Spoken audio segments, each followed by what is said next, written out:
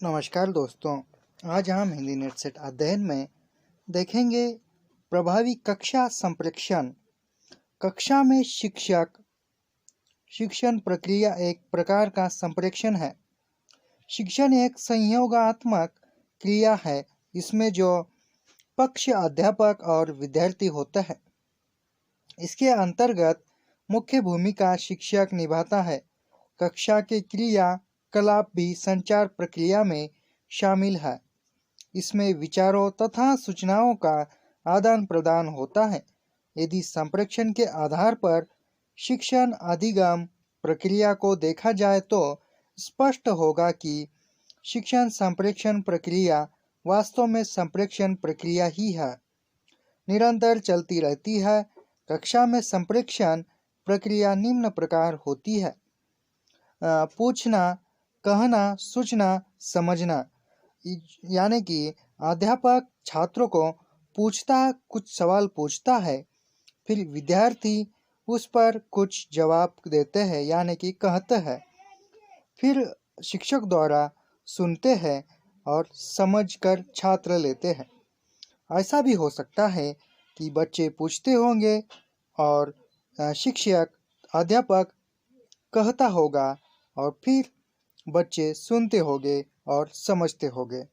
प्रभावी कक्षा संप्रेक्षण के सिद्धांत: संदेश छात्र शिक्षण विधि और मीडिया शिक्षक आदि पर कक्षा संप्रेक्षण की प्रभावशीलता निर्भर करती है। कक्षा संचार के सिद्धांतों को निम्न 4 शीर्षकों में वर्णित किया गया है। इसमें जो है, प्रथम, शिक्षकों के लिए सिद्धांत।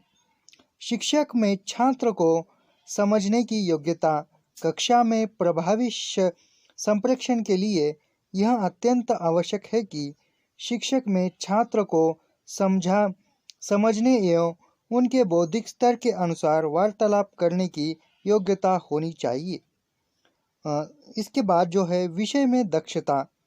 शिक्षक का अपने विषय पर पूर्ण अधिकार अथवा अपने विषय का संपूर्ण ज्ञान होना चाहिए, जिससे वे छात्रों को विषय में रुचि उत्पन्न कर सके तथा उनकी जिज्ञासा शांत कर सके। उसके बाद प्रभावी संप्रेक्षण कौशल्य। कक्षा शिक्षण में मौखिक संप्रेक्षण होता है तथा शिक्षक एवं छात्र आमने सामने होते हैं। अतः शिक्षक को अपनी बातों को प्रभावशाली तरीके से पहुंचाने के लिए प्रोजेक्टर, ग्राफ, रेखाचित्र तथा शिक्षा के क्षेत्र में उपयोगी नवीनतम उपकरण का उपयोग करना चाहिए।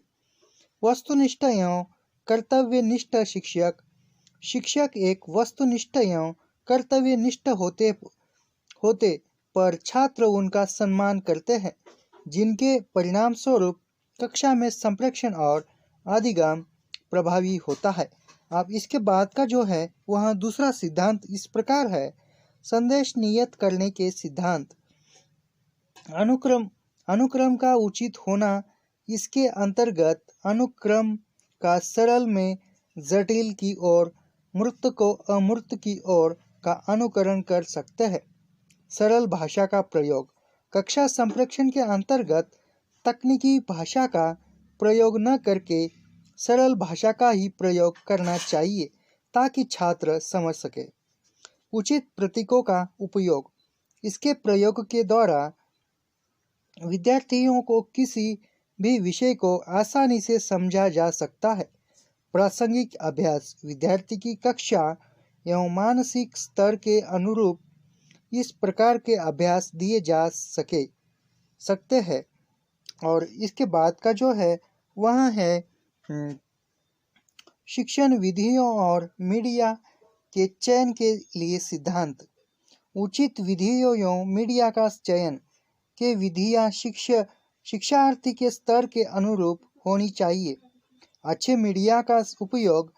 किसी भी मीडिया का उपयोग करने से पूर्व उनकी दृश्यता, गुणवत्ता, स्पष्टता आदि को ध्यान में रखना चाहिए। शिक्षण अधिगम तथा मीडिया का एकीकरण। शिक्षण अधिगम तथा मीडिया ने एक रूपता होनी चाहिए, अर्थात छात्र को यह नहीं लगना चाहिए कि शिक्षण, अधिगम और मीडिया पृथक है। उदाहरण स्वरूप, यदि छात्रों को कोई फिल्म दिखाई जा रही है तो उसे फिल्म के विषय पर चर्चा भी होनी चाहिए, जिससे छात्र फिल्म के माध्यम से दिए गए संदेश को आत्मसात कर सके और समझ सके। अनुकूल वातावरण बनाने के लिए सिद्धांत। जो कक्षा में पढ़ते समय अनुकूल वातावरण होता है, वह वातावरण अनुकूल बनाने के लिए जो को सिद्धांत बताया गया है, वह सिद्धांत इस प्रकार है कि छात्र के उसके बिंदुओं के आधार पर देखते हैं हम। छात्र के बैठने के लिए उचित व्यवस्था। यदि छात्र सही ढंग से बैठे तो उसका सुनने में ध्यान भी सही लगता है। कक्षा में छात्र के लिए उचित फर्नीचर, प्रकाश आदि का प्रबंध होना चाहिए, जिससे शिक्षक की बात को ध्यान से सुन सके तथा उन्हें किसी असुविधा का अनुभव न हो।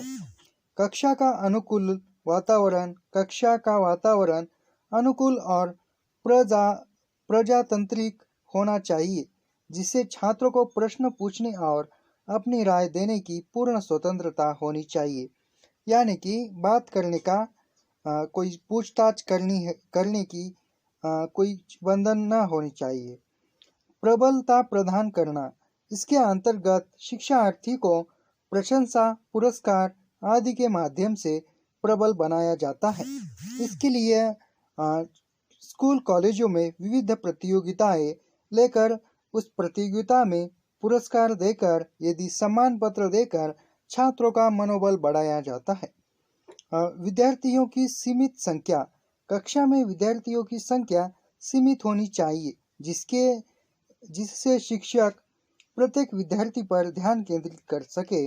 इसके लिए विनयम संस्था शिक्षक छात्र अनुपात तय करती है। छात्रों के साथ सामंजस्य। शिक्षक और छात्र के संबंध मैत्रीपूर्ण होने चाहिए, जिससे छात्र के मन में शिक्षक के प्रति भय उत्पन्न न हो सके, एक मित्रता बनी रहती है। तो आज के लिए इतना ही। मिलते हैं कल के वीडियो में। धन्यवाद।